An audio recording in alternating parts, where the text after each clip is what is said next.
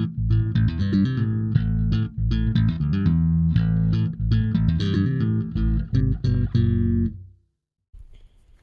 guys, we're over here working on my power to the barn again, and got a special tool out here. This looks like more or less a normal meter, but you can see what we got here. This is it's an insulation testing meter. It's known as a megger. So what this does is it tests to see if your insulation is good between the two conductors, in this case to ground, and I'm just connecting it straight to the hay barn here as my source for ground. So I found an interesting problem on here. If we connect to one of my hots on the panel, the way this works is it applies 500 volts, or 526 in this case, and then we're reading 550 mega ohms. It may look backwards on the screen, it does to me. And that means it's good. It means it's building basically infinite resistance, which means that it can't break through anywhere. Well, when I went to test the other side here, it should be good right now. I've got the breaker turned off, and it is. But this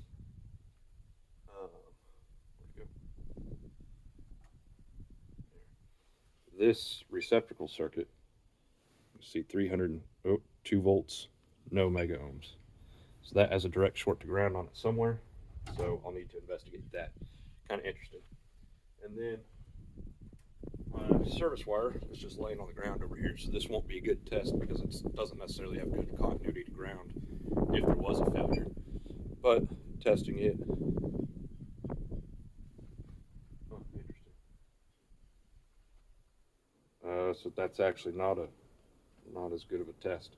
When I tested this previously, it went to 500 mega ohms.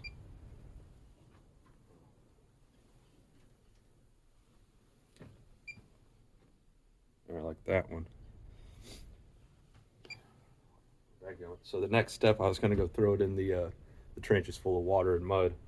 I was going to just go throw the wire back in there and then be able to retest it, but one of my conductors is still actually not testing good. It got rained on, so that's probably why, but it should pass even if it's wet if the insulation's good. So okay, never mind. I guess I'm gonna go back through all my wire and see if I can find another spot that I've dinged it. So okay. Alrighty, well, super windy out here, but went ahead and finished this little piece of trench to my meter box, tied into the brake over here. Hooked the neutral here with a bunch of extra because I need to get another one of these type of lugs and actually land the neutral up here.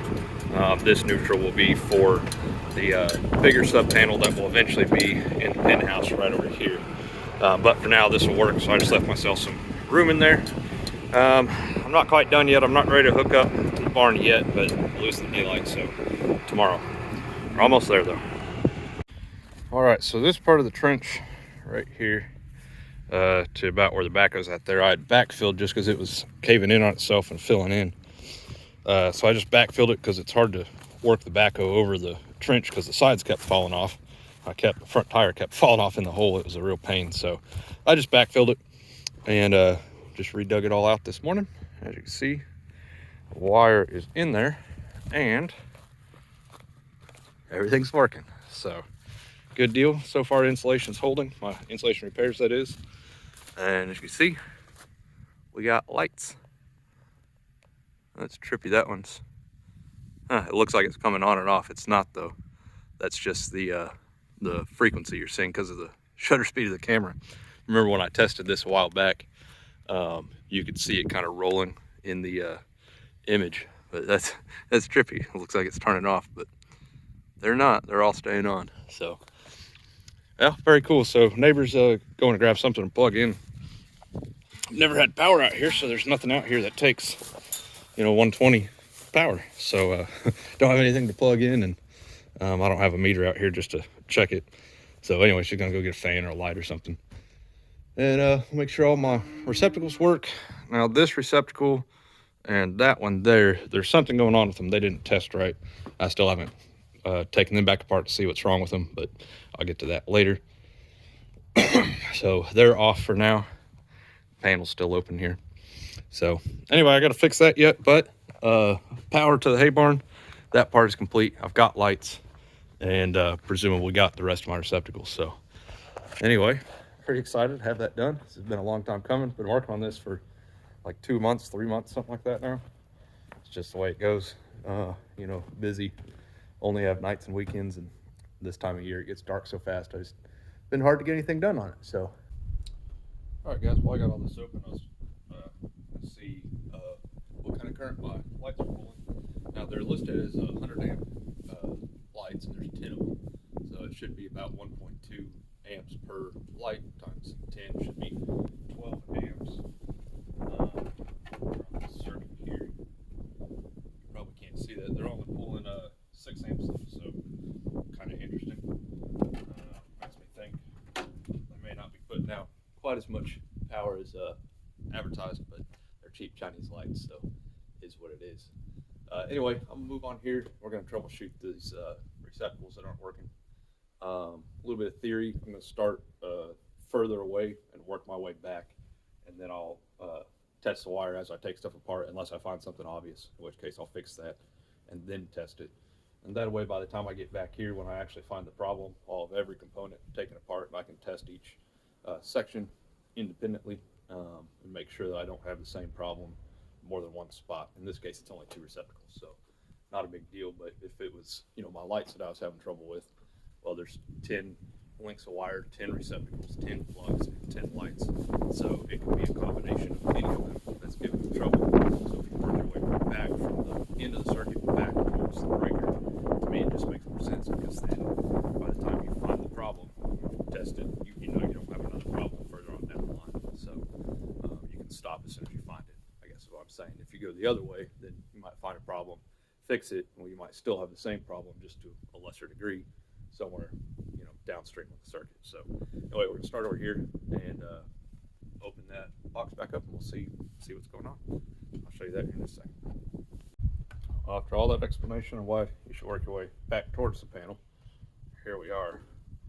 This is actually the problem right here. It's the very first piece of wire that came out the bottom of the panel. I pinched it in the strainer leaf on the bottom of the panel, and it's hard to see. Let me just pull this. Oh, it's all tied on there. Well, anyway, I cut through the insulation on that. So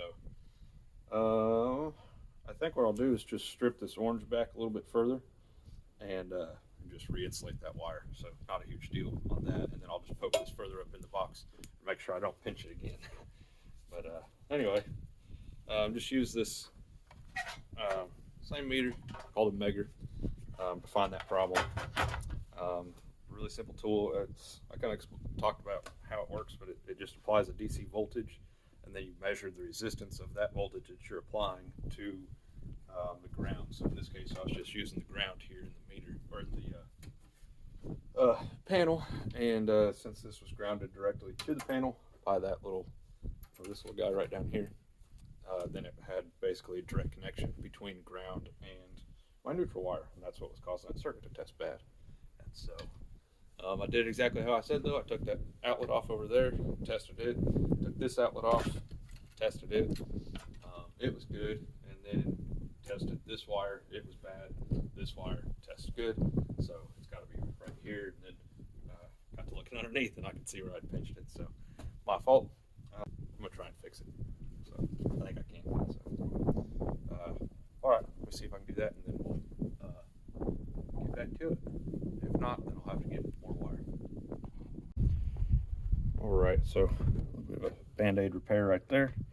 That's hooked back in. Still got to put my receptacles back, and yeah, and then this will actually be done. So alrighty, well, for real this time, thanks for watching, guys.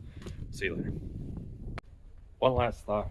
I was just looking at this, and this is a metal building and all, and my panel's connected to wood, obviously, PVC conduit. So I went ahead and just added a ground wire to attach to the barn. This looks like hell. I'm going to fix that. I don't have a stake on big enough to put on there, but I'll bring out a number 6 little crimp thing and put on there and shorten this wire up. But just went ahead and grounded the barn to this, just to make sure that if there's any faults, it will properly ground through the barn to here and get back to the breaker and trip something off. So, all right.